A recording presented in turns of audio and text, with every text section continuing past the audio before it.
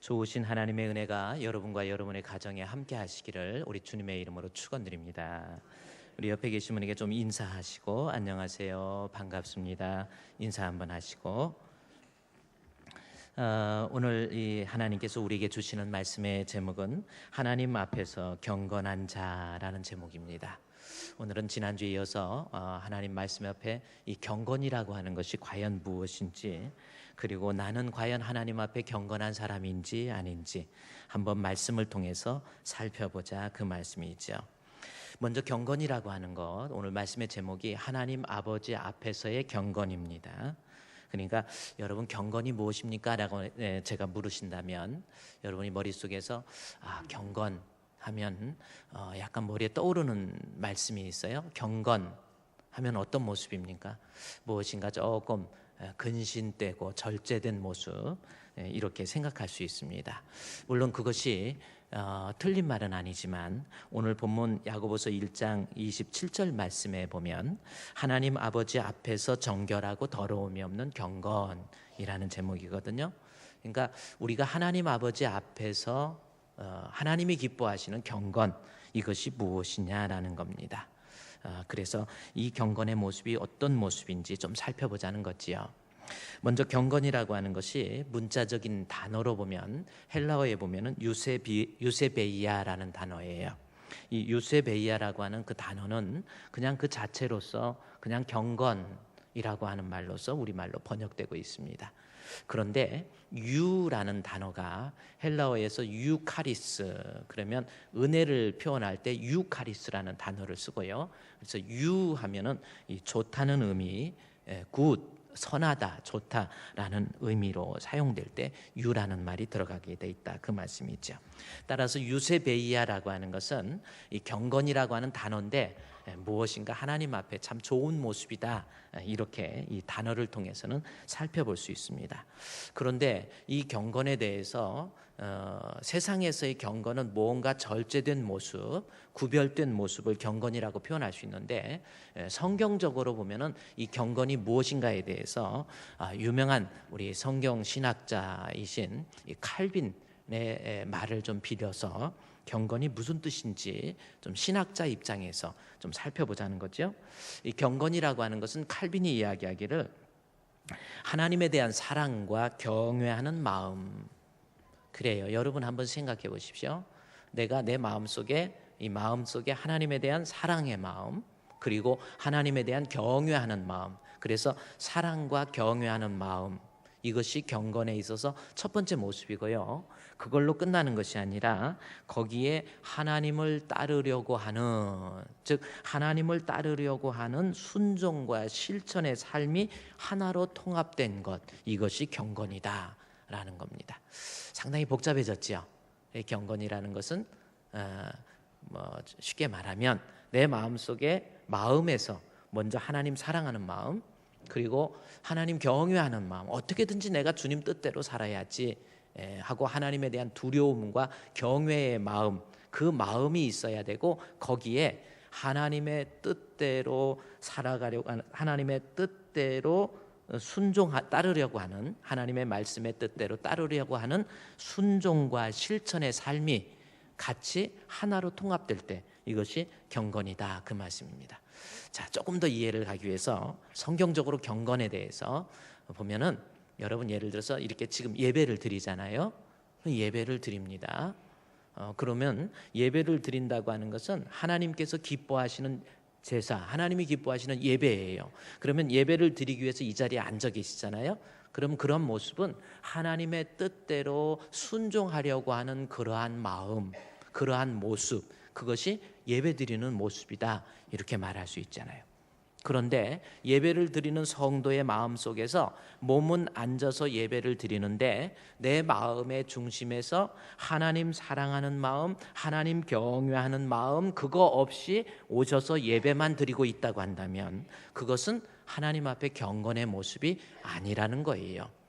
또 마음은 하나님 사랑하는 마음, 하나님 경외하는 마음이 있다고 하면서 실제적으로 실천하는 모습이 없다고 한다면 그것 또한 경건이라고 말할 수 없다라는 거예요.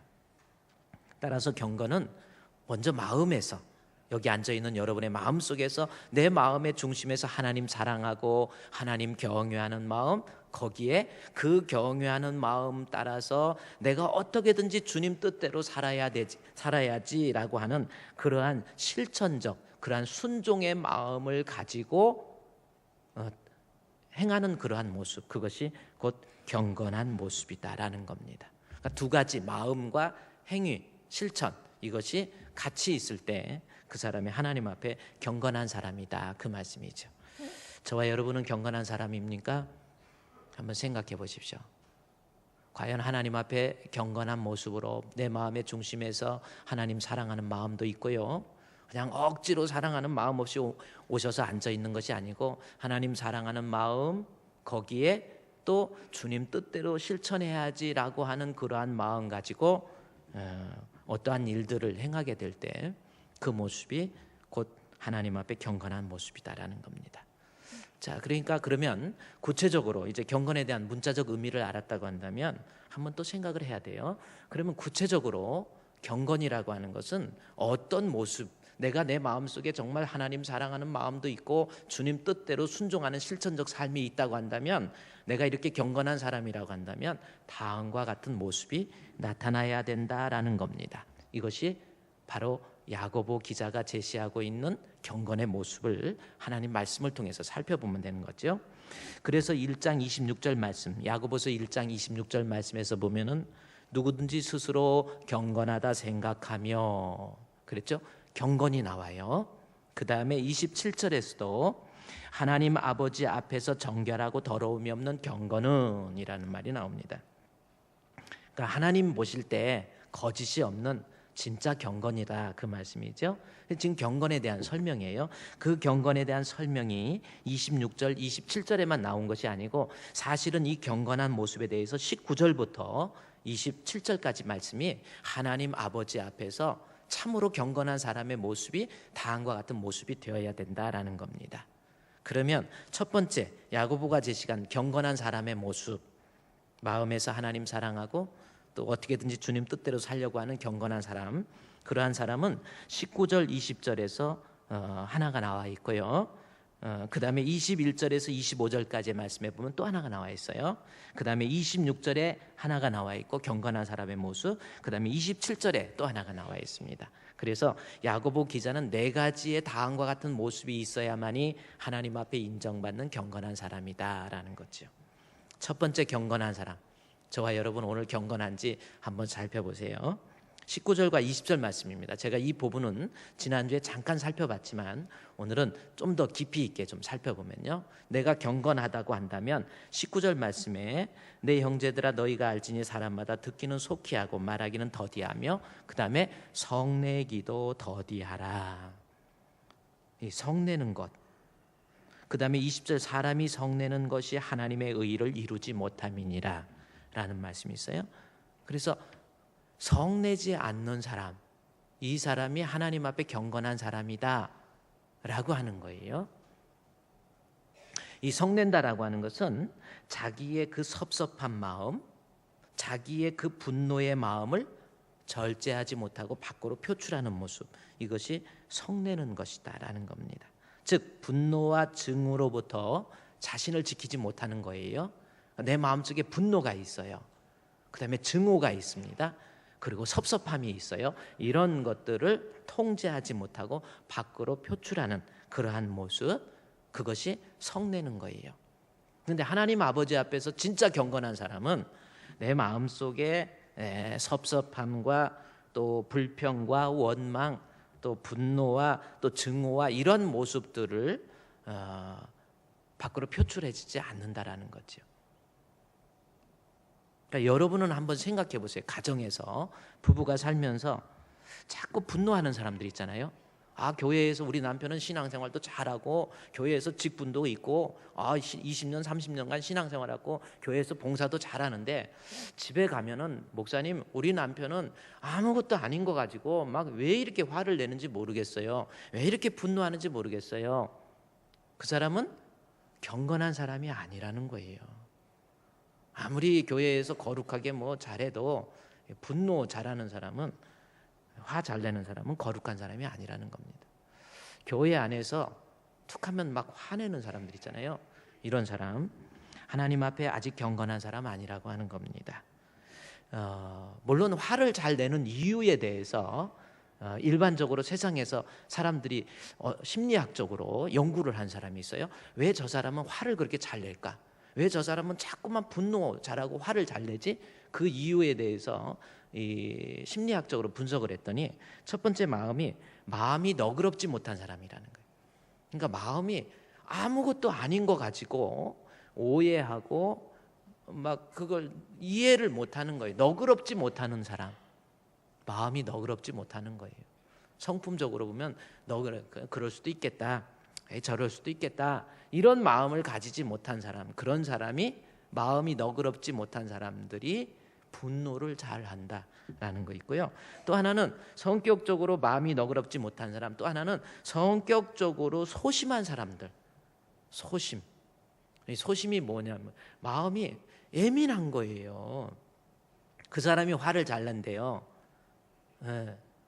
그러니까 어떤 거 가지고 자꾸 이상하게 생각하는 거, 소심한 거예요. 그 이상 침소봉대해가지고 막 확대해서 해석하고 생각하고 해가지고 그걸 막 밤새도록 이상하게 만들어가지고요. 이런 사람들이 분노를 잘한다라는 겁니다. 성내는 거를, 화를 잘 내는 사람, 바로 이런 성격적으로 소심한 사람들이에요. 그러니까 예를 들어서 그냥 똑바로 보면 되는 건데 그거를 이상하게 혼자 생각하는 거, 이게 바로 성격이 소심한 사람이에요. 예를 들어서 남편이 식사를 같이 하다가 밥을 먹고 있다가 여보 이제 밥 그만, 이제 밥 하나, 공깃밥 하나 추가한다. 아유 여보 뭔 공깃밥, 아유 그런데 아내가 또 밥맛이 좋아가지고 아유 뭐 밥이라고 해봐야 공기밖에 안 돼요. 얼마 안 되는데 뭐 하나 더 먹지. 그럼 밥을 먹는데 남편이 밥 좀 그만 먹어, 됐어, 거기까지야, 이러면은 거기에서 내 남편이 내 건강을 위해서 나를 위해 주는구나, 이렇게 알면 되는데 거기서부터 이상하게 생각을 하는 거예요. 생각을 막, 이 남편이 다른 여자가 생겼나, 나한테 대하는 게 틀려, 그래 이 밥값이 아깝다 이거지, 그래 1,000원 추가하는 게 아깝다 이거지, 그래 당신은 고깃집에 가서 고깃집에 가면 비싸다고 고기 한 근 사갖고 가갖고 그 불고기 판에서 1인분 시키고 그거 갖고 볶아 먹는 사람이 있어요. 무슨 말인지 이해가 안 가요. 그래서 이제 하여튼 생각을 이상하게 만들어내는 사람, 그 소심한 성격입니다. 매사를 이상하게 생각하는 거, 그 이상 생각하는 거예요. 소심한 사람, 그런 사람들이 화를 잘 낸다는 거예요. 또 하나는 교만한 사람, 마음이 교만. 내가 누군데 나한테 감히 네가 충고를 해? 네가 나한테 권면을 해? 이게 그런 사람들이, 그러니까 교만한 마음이 꽉 자리 잡고 있든지, 아니면 성격적으로 너그러운 마음을 갖지 못하든지, 아니면 성격적으로 자꾸 소심해가지고 이상하게 생각을 각색하고 스토리를 만들어버리는 사람, 이런 사람들이 화를 잘 낸다, 그 말씀입니다. 그런데 경건은 무슨 뜻이냐면, 아무리 내가 소심하고 아무리 내가 혹시 좀 교만하고 아무리 내가 너그럽지 못한 사람이라 할지라도 그 사람이 경건이라고 하는 그러한 모습을 갖게 되면 사람이 화를 안 낸다라는 거지요. 화낼 수밖에 없는데, 경건이라고 하는 것, 하나님 앞에 진짜 경건한 사람은 아무리 마음이 소심해도, 아무리 마음속이 너그럽지 못한다 할지라도 하나님 앞에 경건한 사람은 무슨 일이 있으면 그럴 수도 있겠지, 그래요. 내가 무슨 일을 지적을 받으면 그 교만 부리는 것이 아니고 아유 나 잘 되라고 하는 거겠지, 이렇게 생각해 버리는 거예요. 그게 경건한 사람의 모습이라고 하는 겁니다. 창세기 4장에 보면 가인이 그 동생 아벨을 돌로 쳐서 죽여버려요. 그래서 하나님께서 가인아 하고 부릅니다. 네 어딨니? 너 동생 어딨냐? 너 왜 이렇게 했냐? 그랬더니 가인이 하나님을 향해서 분노했다라는 말씀이에요. 하나님 앞에 분노하면서, 뭐 왜요? 내가 뭐 어찜입니까? 내가 뭐 잘못했습니까? 동생 죽이고도 잘못이 느끼지를 못해요. 자기의 허물, 자기의 잘못된 것을 깨닫지 못하고 뭐 내가 동생이나 지키는 자입니까? 하고 하나님 앞에 분노하게 되는 그러한 모습입니다. 그게 뭐예요? 마음속의 교만, 그리고 실제로는 그 사람의 마음에 하나님 앞에 진정으로 인정받는 경건이 없었던 거예요. 그게 뭡니까? 그렇게 분노하고 혈기 부리던 이유에 대해서 창세기 4장 1절부터 보면은 가인이 아벨이 하나님 앞에 제사를 지내는 거예요.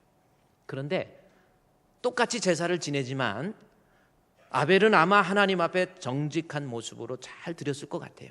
그러나 가인은 하나님 앞에 억지로, 그러니까 경건이 없었던 거예요. 내가 진짜 내 마음속에 하나님 사랑하는 마음, 내가 마음속에 하나님 경외하는 마음, 그래서 어떻게든지 주님 뜻대로 살아야지, 어떻게든지 이 일을 하더라도 제사를 지내도 내가 내 마음속에 주님 사랑하는 마음 가지고 기쁨으로 감당해야지 라고 하는 경건한 마음이 없었던 거예요. 경건의 마음이 없으니까 보세요, 누가 좀 뭐라고 하면 분노합니다. 하나님이 충고해도 분노해요. 목사님이 좀 불러서 이야기하면 막 분노하면서 뭐예요? 뭐 이러면 그래요. 누가 좀 충고해도 남편이 좀 뭐라고 그러면 뭐가 어때서 그러냐고. 요즘 막 남편이 뭐라고 해도 여자들이 막 내가 뭐야 나한테 감히 뭘 짜짜시 쳐다봐, 내가 눈을 뽑아버릴 거야, 막 이런 사람도 있고, 막 얼마나 성질이 그런 사람들이 있는지 몰라요. 아내는요 남편 말 잘 들어야 돼요. 성경적으로 아내의 머리가 남편이거든요. 남편이 판단하고 뭐하고, 이 판단 능력이 없는 사람은 또 아내의 머리 들 자격이 없죠. 신앙적으로 아내가 혹시 곁길로 가고 딴 길로 가면 여보 당신 다시는 그러지 마. 그럴 때 아내 입장에서는요, 경건한 사람이라고 한다면 자기의 교만 내려놓고 좀 섭섭함과 좀 마음 아프고 이런 것이 있어도 쉽게 분노하거나 혈기 부리지 않습니다. 우리 주품교회 성도들 화내지 맙시다. 아멘. 집에 가서도 화내지 마세요. 언제나 우리 남편은 시간이 갈수록 사람이 너무너무 괜찮아, 너무너무 좋아, 이런 느낌을 받아야지. 목사님 이 남자는요 세월 갈수록 왜 이렇게 승질만 남는지 모르겠어요. 그거 아무리 교회에서 뭐 직분이 있어도 진짜 경건한 사람이 아니니까 그러는 거예요. 경건한 사람은 화 안 낸다니까요. 여러분, 분노하고 화내는 것이 얼마나 몸에 안 좋은지 아십니까?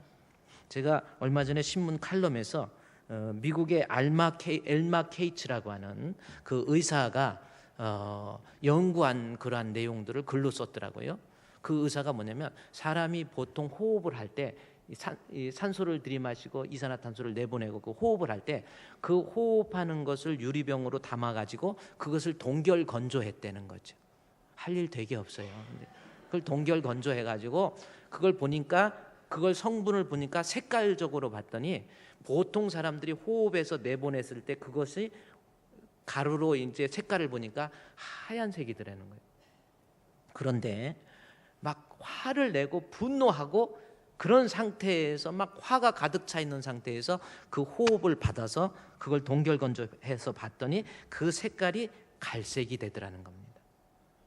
그리고 고통, 그리고 비애 막 슬퍼해요. 누가 자식이 죽었다든지 남편이 막 슬퍼하는 사람, 그 사람을 이걸 받아가지고 봤더니 그 사람의 색깔은 회색이라고 하는 겁니다. 제가 적어왔어요. 회색으로 나타나. 그리고 회개하고 후회하고 내가 그러지 말았어야 되는데, 내가 좀 화내지 말았어야 되는데, 뭐 이런 모습 가지고 있었던 사람은 색깔이 분홍색으로 나타나더래요. 근데 이제 색깔이 무슨 색이냐 그게 중요한 게 아니고, 분노하는 사람의 그 색깔이 갈색이었는데 그 갈색 가루를 모아가지고 각각의 그 가루를 모아가지고 그것을 하트만 주사에 통해서 인적전 주사를 줬더니 쥐에다가 주사를 했대요. 그랬더니 그 분노한 사람의 그 가루를 주입받은 그 쥐는 1시간이 못 가서 그 자리에서 시들시들 떨더니 그냥 죽어버리더라는 거예요. 그러니까 내가 화를 냈을 때 얼마나 안 좋은 호르몬이 나오느냐는 거예요. 분노하면 내 몸이 엄청 안 좋아지는 거예요. 그러니까 막 화 막 내고, 막 너무 예민해 사람이. 막 화내고 막 이러고 분노하고 막 오해하고, 별것도 아닌 것 가지고 분노하고 섭섭해하고 오해하고 불평하고 짜증내고, 이러한 사람 몸에는 독소 이 호르몬이 나와가지고 자기 몸을 막 망가뜨리는 거예요. 심지어 어떤 엄마가 막 화가 나가지고 격분한 상태에서 아기가 오니까 이놈 새끼 왜 울어? 그래가지고 아기가 오니까 젖을 줘야지 해가지고 그냥 막 화가 난 상태에서 아기를 그냥 데려다가 젖에다 불려놓고 먹어 임마 해가지고 그 아기가 젖을 빨고 그랬는데 그 아기가 젖을 빤 아이가 1시간 만에 죽더라는 겁니다. 그거 화내주면 안 돼요. 여러분 건강을 위해서도. 내가 성격적으로 좋습니다. 그래요. 좀 교만한 사람들 있잖아요. 교만한 사람이 뭐 따로 교만이 표내고 교만이 아니에요. 누가 좀 지적을 하고 잘못을 했다고 하나님이 야 가인아 그랬더니 뭐 나를 왜 가인애로 불러요? 하나님이 왜 그러십니까? 하나님한테 막 대드는 거 보세요. 그게 알고 보면 교만이에요. 목사님이 집사님 권사님 좀 그러지 마세요. 그러면요 어떤 사람은 막 우르락부르락하면서 막 얼굴이 빨개져 분노를 못 참습니다. 그게 교만이에요. 교만한 마음, 또 남을 이해하지 못하는 너그럽지 못한 마음, 또 성격적으로 소심한 사람, 이런 사람은 화를 내는 그러한 사람인데 아무리 그런 사람이라 할지라도 하나님 앞에서 진짜 경건한 사람은 내 마음속에 진짜 하나님 사랑하는 마음이 있고 내가 주님 뜻대로 살아야지, 하나님 말씀대로 살아야지 라고 하는 그러한 참 경건한 사람은 웬만한 일 가지고 분노하지 않는다라는 겁니다. 여러분 화내지 맙시다. 우리 옆에 계신 분 우리 화내지 맙시다. 화내지 맙시다. 물론 물론 사람이 살면서 너무 화 안 내면 그것도 못 살지요. 막 성질나 죽겠는데 그거 막 목사님 말씀에 참아야지 하면은 그것도 문제야. 그러니까 화도 또 한 번씩 내야지, 내고 싶을 때는. 그래서 성경에 나와 있어요. 19절에 내 사랑하는 형제들아 너희가 알지니 사람마다 듣기는 속히 하고 말하기는 더디하고 성내기는 뭐라 그랬어요? 하지 마라. 더디 하는 게 아니고 뭐 하라고 그랬어요? 조금만 화내라는 거예요. 조금만 화내. 그러니까 성질 너무 나면 하세요. 할 얘기는 하세요. 너무 막 그거 속에다 감고 막 목사님한테 섭섭한 거 있으면 목사님한테 와가지고 목사님 제가 막 이것 때문에 좀 섭섭해하고 뭔 말을 하세요. 참아야지, 참아야 되느니라 해갖고 쓰러지지 마시고 더디만 하세요. 너무 막 쉽게 막 화내고 분노하고. 앞으로 우리 교회에서는 화내는 사람 견디지 못해요. 화내지 마요. 언제나 웃으면서 좀 그 모습을 통해서 다른 사람에게 은혜를 좀 주세요.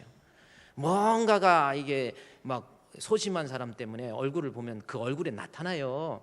저것이 뭔 생각하고 있나 하고 매사를 막 이러고 다녀요. 그리고 막 어떤 때는 좋아가지고 목사님 막 해다가 느닷없이 이제 삐쳤어. 왜 삐쳤는지도 이유도 모르겠어요. 근데 알고 봤더니 아무것도 아닌 것 같고 삐쳐요. 막 설교 듣다가 또 오해하고 툭하면 오해. 저거 나들으라고 하는 건데 그 나들으라고 하는 것 깨달으면 그게 은혜예요. 뭐 당연히 설교 너 들으라고 한 거지. 아니 나 들으라고 한 거 아니잖아요. 그러니까 내가 들어야 되는데 문제는 거기서 끝나는 게 아니야. 누가 이 말을 일렀지 이제 이럽니다. 그래갖고 누가 일렀다. 박 집사가 일렀나 오 집사가 일렀나 이런. 어느 남편이 옛날에 참 오래된 때지만은 목사님 설교를 들으니까 남편이 그냥 완전히 자기를 꼭 그림으로 본 듯이 막 이야기를 하시더라는 거예요. 그래가지고 아내한테 네가 일렀지. 너 내가 다 알아. 일렀지. 너 내가 가만 안 놔둘 거야. 너 막 이래갖고 막 일렀다고 그래요. 그래가지고 막 남편이 좀 그러는 거예요. 그런데 어느 날 금요일 날 차 타고 오면서 승질 급한 사람, 화 잘 내는 사람은 뭐 어디서나 화내잖아요. 그러니까 운전하고 오다가 둘이 뭐 하다가 티각대고 싸운 거예요.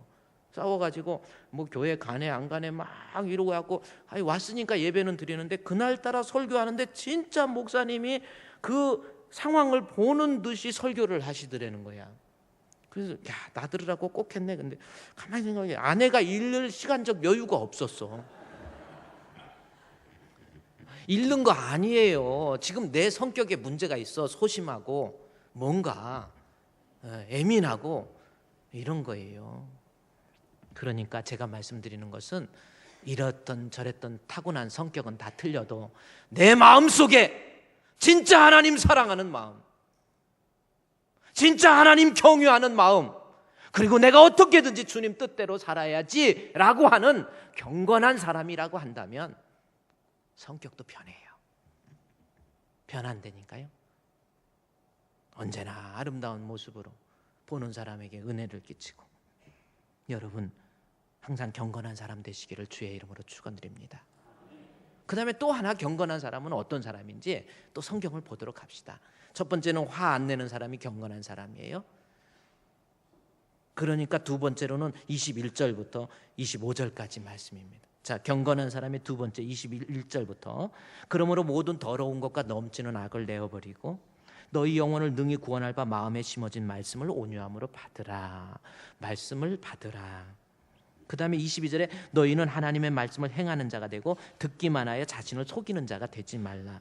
듣고 행하라, 그 말씀이죠. 23절에 누구든지 하나님 말씀을 듣고 행하지 아니하면 그 사람은 그는 거울로 자기의 생긴 얼굴을 보는 사람과 같아서, 이렇게 표현하고 있습니다. 그럼 이 말씀을 통해서 지금 경건을 이야기하다가 우리에게 야고보 사도가 강조하는 것은 뭐냐면, 경건한 사람은 하나님 말씀 듣고 하나님 말씀 실천한다 라고 하는 것. 이 말씀은 또 어떤 의미냐면요, 정말 하나님 앞에 경건한 마음이 있는 사람은 하나님 말씀 듣는데 얼마나 열심인지 모른다라는 거죠. 아무리 바쁘고 힘들어도 하나님 말씀 듣는 데 있어서는 아주 차질 없이, 그냥 바쁘고 힘들고 피곤하지만 그래도 하나님 말씀 듣는 것을 가장 중요하게 여기고 어떻게든지 말씀 들으려고 말씀을 사모하면서 하나님 말씀 듣고, 그래서 말씀 듣는 시간을 기다리고 말씀 들을 때 집중하고 말씀 들을 때 은혜 받고, 이 사람이 경건한 사람이라고 하는 거예요. 근데 경건하지 못한 사람은 교회에서 여러 가지 일들이 있잖아요. 봉사의 일도 있고, 뭐 차량 안내도 있고, 뭐 운전하는 것을 통해서 봉사하는 게 있고, 성가대 있고, 교사 있고, 뭐 식사를 대접하기 위한 봉사도 있고, 여러 가지 봉사 있는데 그러한 일들은 열심인데 말씀 듣는 시간에는 빠져나가는 거예요. 그 사람은 경건한 사람이 아니라는 겁니다. 경건한 사람은 하나님의 말씀을 듣는데 얼마나 열심인지 몰라요. 여러분, 말씀을 소중하게 여기고 귀하게 여기고 말씀 듣는데 열심이라는 거죠. 어떤 사람은 하나님 앞에 봉사하기 위해서 예배를 안 드려버리는 거예요. 그거 아니에요. 성경적으로 보면요, 성도에게 있어 중요한 것이 뭐가 있냐면, 예배 시간에 목사님의 말씀 듣는 것을 참 중요하게 여겨야 돼요. 그걸 좋은 걸로 알아야 돼요. 봉사도 중요하지만 봉사를 하지 말라는 것이 아니라, 여기서 우리가 성경을 잠깐 볼까요? 누가복음 10장에 한번 가볼까요? 성경 누가복음 10장이요. 마태, 마가, 누가복음이니까 한번 보십시다. 누가복음 10장의 말씀에 보면 예수님께서 베다니에 이제 이렇게 공생애를 시작하시면서 베다니에 가시게 됐어요. 자, 예수님 베다니에 가시면서 38절, 누가복음 10장 38절에 그들이 길 갈 때에 예수께서 한 마을에 들어가심에, 베단이라는 마을에 갔는데 거기에 누구네 집에 갔냐면, 누구예요? 마르다와 마리아. 오늘 마집사님 집에 놀러 간 거야.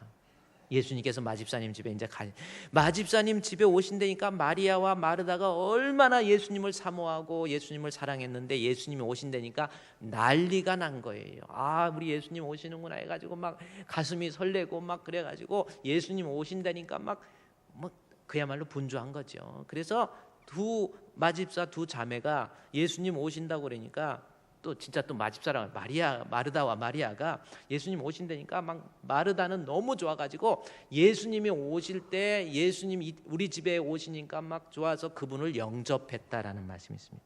38절에 그들이 길 갈 때 예수께서 한 마을로 들어가시매 마르다라가 이름하는 한 여자가 자기 집으로 예수님 어서 오세요 하면서 영접을 하는데, 이때 영접은 뭐냐면, 팔레스타인 지역에서는 샌들을 신고 다니는데 샌들이 이 먼지가 발에 자욱 밀가루처럼 발에 묻기 때문에요, 그 샌들을 신고 다니는데, 어느 집에 들어갈 때는 반드시 발을 씻어야만이 집 안으로 들어갈 수 있어요.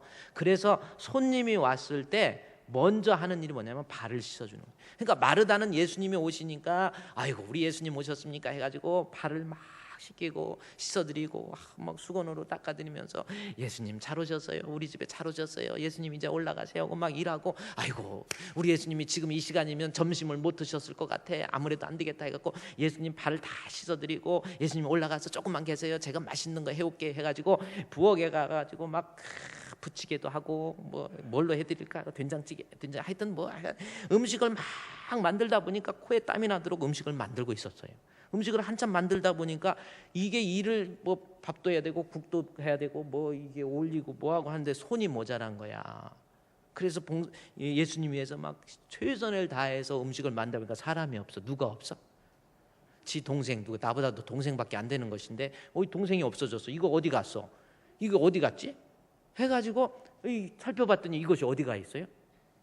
예수님 밑에, 그것도 누군들 예수님 밑에 가서 안에 있었으면 편하고 얼마나 좋아. 예수님 밑에 가갖고 이러고 앉아갖고, 예수님 그래서요? 예수님 어때요? 오늘 말씀은 어때? 그러셨군요.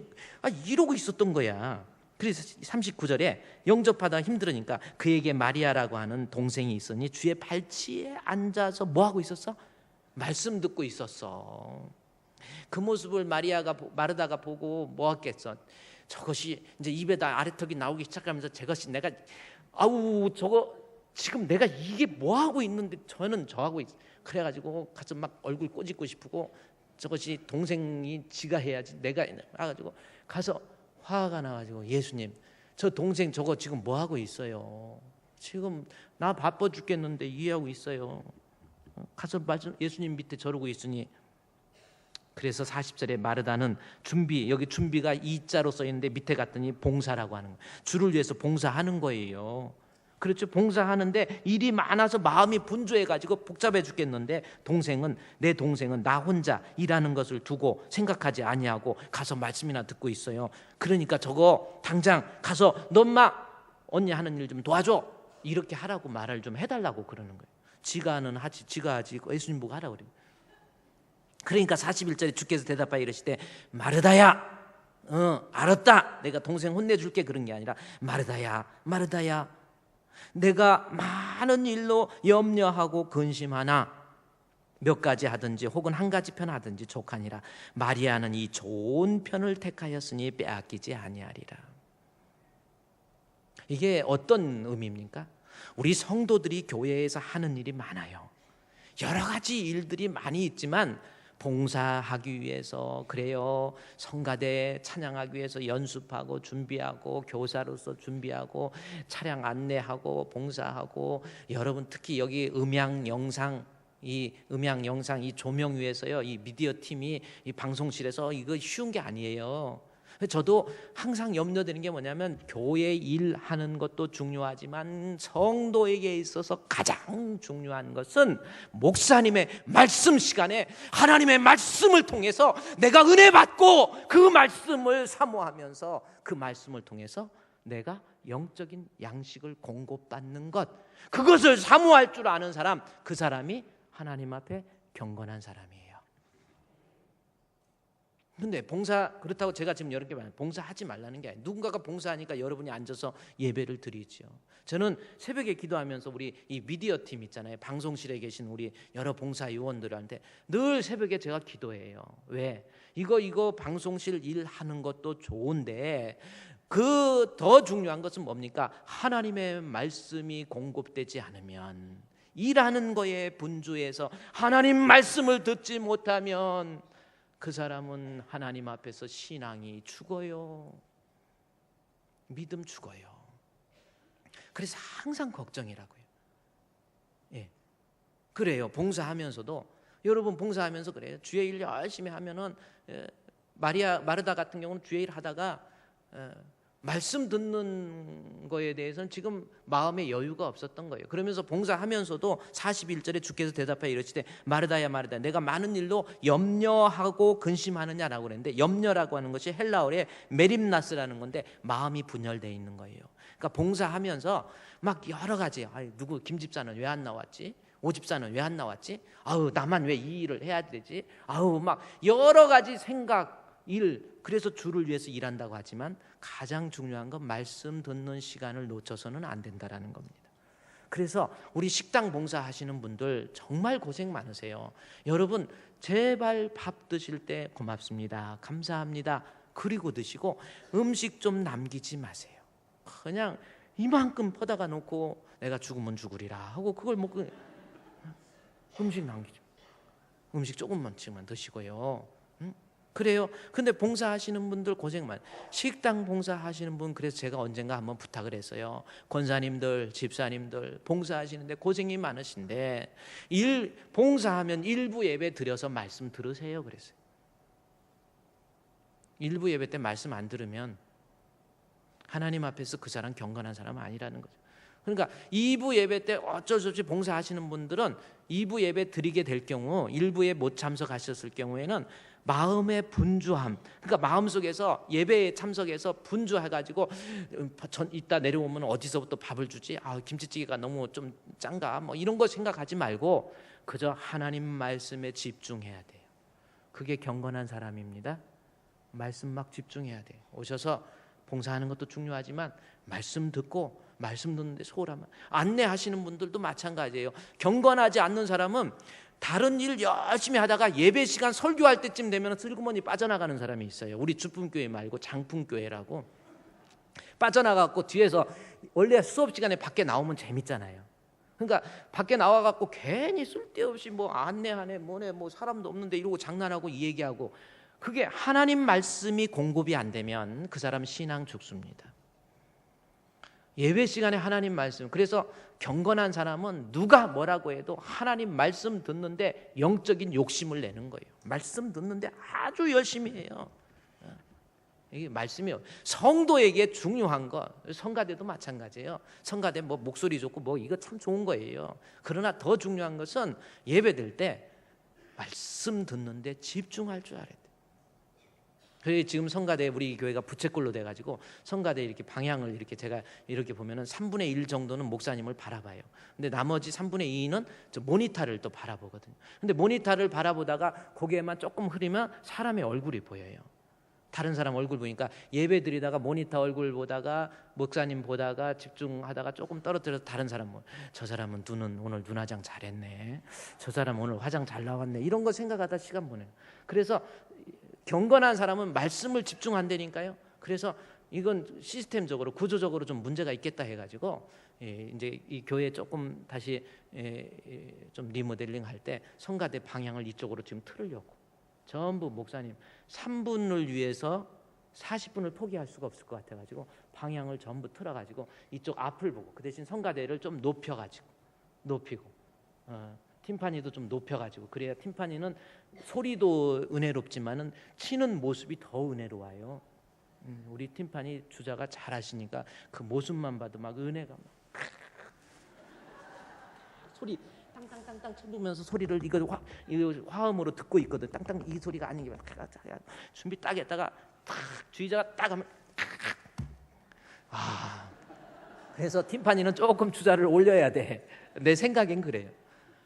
문제는 무엇을 했든지 간에 하나님 말씀 듣는데 소홀하면 안 돼요.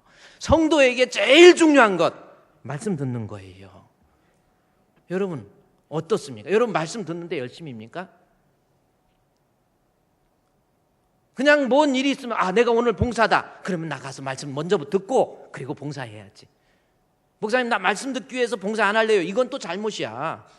그건 주변에 있는 동생이 저러고 있으면 미워 보이죠. 쥐는 봉사도 안 하고 이러면. 그러니까 말씀 듣기 위해서 하여튼 최선의 노력을 하는 거예요. 제가 지난주 우리 심야기도 이제 심야기도를 했는데, 우리 심야기도 이제 개학을 했어요. 한 달 동안 여름 행사 때문에 쉬다가 이제 개학을 해가지고 우리 사남전도에서 우리 교회 주품 수양관에 금요일 날 저녁에 가서 토요일 날 오고, 그래서 제가 공적인 예배에 빠지지 않도록 항상 강조하고 있는데, 부득이하게 시간이 그런다고 그래서 회장님한테 그럼 갔다 오세요 해서 한 30여 명이 평창에 우리 수양관에 가서 저녁에 금요일 날 도착해서 저녁에 가서 계시다가 토요일 하루 있다가 이렇게 오시니까 참 좋더라고요.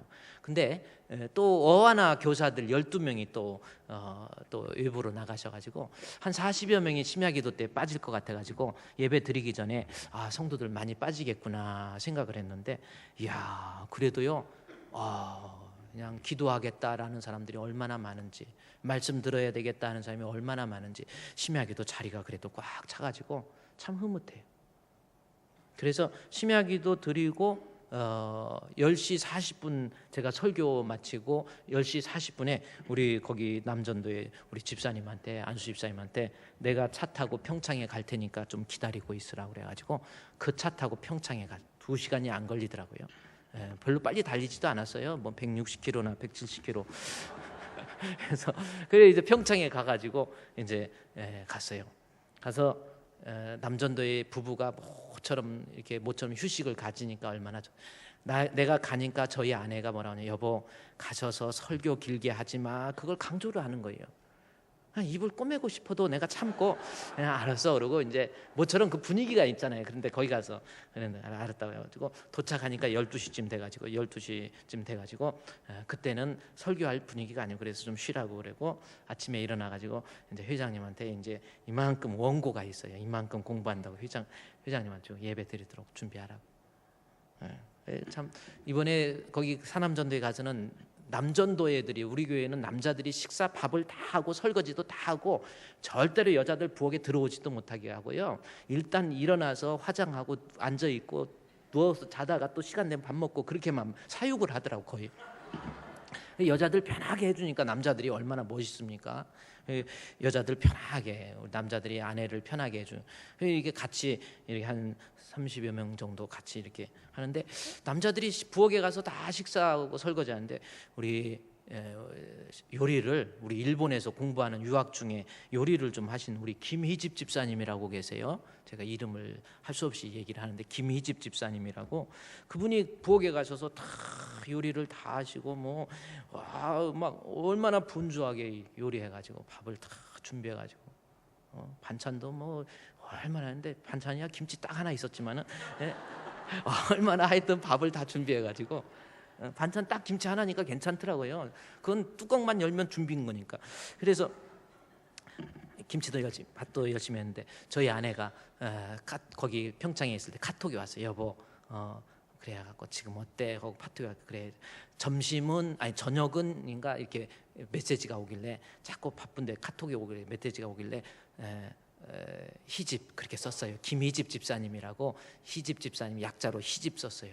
그리고 그냥 카톡 닫아놓고, 그리고 집에 오니까 우리 아내가 잘 갔다 왔냐고. 근데 그래 어떻게 저녁 맛있었어? 그래서 왜 맛있었어? 그랬더니 근데 여름인데 회를 먹으면 좀 그런데 그러는 거예요. 뭔 회냐 내가 그래. 그랬더니 아니 당신 저녁에 회 먹는다고 그랬잖아 그러더라고. 그래서 아니 내가 언제 그랬어? 그랬더니 세상에 우리 목사님 50 넘더니 정신이 왔다 갔다 한다는 거야. 분명히 나한테 횟집에 있다고 그랬다는 거야. 그래가지고 카톡에 보냈더니 봐봐 내가 그래. 봐봐 카톡을 딱 보니까 점심 저녁은 하니까 거기에다 내가 희집 썼는데 그것을 자기가 횟집으로 읽은 거야. 그래가지고 횟집으로 읽어놓고는 나보고 정신 나갔다는 둥. 참 누가 정신 나갔는지 모르겠네 내가. 근데 이렇게 참 남전도회가 자기 아내들이랑 같이 우리 교회 수양관에서 그렇게 좋은 시간 가지니까 참 좋더라고요. 근데 제가 그래요. 모처럼 시간 내서 그렇게 쉬는 것도 중요하지만 그 다음날 일어나서 아침 10시 반부터 11시 반까지 1시간 설교를 했어. 근데 1시간 설교를 하고 나서 딱 나오니까, 이제 잠깐 쉬는 시간에 나오니까 어떤 새로 오신 집사님인데 저한테 그래, 목사님 여기 오셔서 1시간 설교를 들었는데 진짜 10분 들은 것 같아요. 얼마나 재밌고 웃긴지. 나보고 그 목사님한테 웃기네 그러면 좀 이상하지만 웃기는 얼마나, 그러면서 하는 말이요, 이런데 와서 그냥 친구들하고 같이 남전도하고 놀고 뭐 개울가에서 쉬고 맛있는 거 먹고 이러고 가면은 좋은 것 같지만 그리고 집에 가면 머리에 남는 게 없다라는 거예요. 그런데 목사님 말씀 듣고 말씀 안에서 웃고 말씀 가지고 같이 교제하고 깨달음이 있으니까 그 깨달음의 바탕 위에다가 밥을 먹어도 맛있고 그 깨달음의 바탕 위에다가 과수원에 또 갔거든요. 과수원에 가가지고 사과를 사고 복숭아 막 그 과수원 직접 가고 복숭아 사과 사는데 사과 2만 원어치 사는데 주워 먹은 거는 한 5만 원 돼. 뭐 이제 이번에는 좀 덜 주워 먹었지만은. 근데 이런 거 저런 거 해도 하나님 말씀의 공급을 통해서 말씀의 은혜가 채워져야 인생이 재미있는 거예요. 성도들 신앙생활하면서 마찬가지입니다. 아무리 교인들이 좋고 누가 좋고 목사님 좋고 뭐하고 이게 아니에요. 가장 중요한 것은 하나님 말씀의 공급이 있어야 돼요. 그런데 경건한 사람은 어떻게든지 말씀 들으려고 막 시간을 만들어서라도 하나님 말씀 듣는데 얼마나 열심인지 몰라요. 시간만 있으면 말씀 듣는 시간 빠져나가려고 하는 것이 아니라 어떻게든지 밥을 못 먹어도 수요 예배 나와서 말씀 듣는 사람, 직장생활 7시 반인데 수요 예배 참석해서 우리 웨스트민스터 수요일 문학 공부하기 위해서 하나님 말씀 들으러 와요. 심야기도 그야말로 직장에서 퇴근하자마자 말씀 들어요. 이 사람이 경건한 사람이지 아주 말씀 듣는 거 다 내려놔버리고 교회 우습게 알고 그러다가 나중에 성령으로 시작했다 육신으로 마치지 마세요. 말씀 듣는데 열심 내세요. 좋게 얘기할 때 들으세요. 말씀 들어야 내가 경건한 사람이고. 그 다음에 마지막에 본문에 보십시오. 본문에 21절 말씀, 21절 야고보서 1장 21절 말씀에 그러므로 더러운 것과 넘치는 악을 내어버리고 너의 영혼을 능히 구원할 바 마음에 심어진 말씀을 온유함으로 받아들이라 그랬죠. 말씀 잘 받아들여야 구원을 얻을 수 있는 어빌리티 능력이 있는 거야. 여기 우리말로는 너희 영혼을 능히 구원할 바, 이 말씀이 이렇게 됐는데 원래 헬라 원어를 그대로 직역하면요, 우리의 영혼을 구원할 수 있는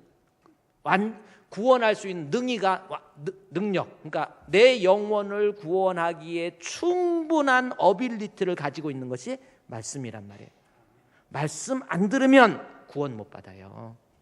여기까지입니다. 사랑하는 성도 여러분, 하나님 앞에 진짜 경건한 사람입니까? 경건한 사람은 쉽게 분노하지 않습니다. 화내지 맙시다. 경건한 사람은 말씀 잘 듣습니다. 시간을 내어서 하나님 말씀 듣기 위해서 예배에 출석하고 말씀 통해서 은혜를 받고, 이게 경건한 사람이에요. 기도하겠습니다. 하나님 감사합니다. 경건한 하나님의 자녀들 되어서 주님께 인정받게 해 주시옵소서. 예수님의 이름으로 기도드리옵나이다. 아멘.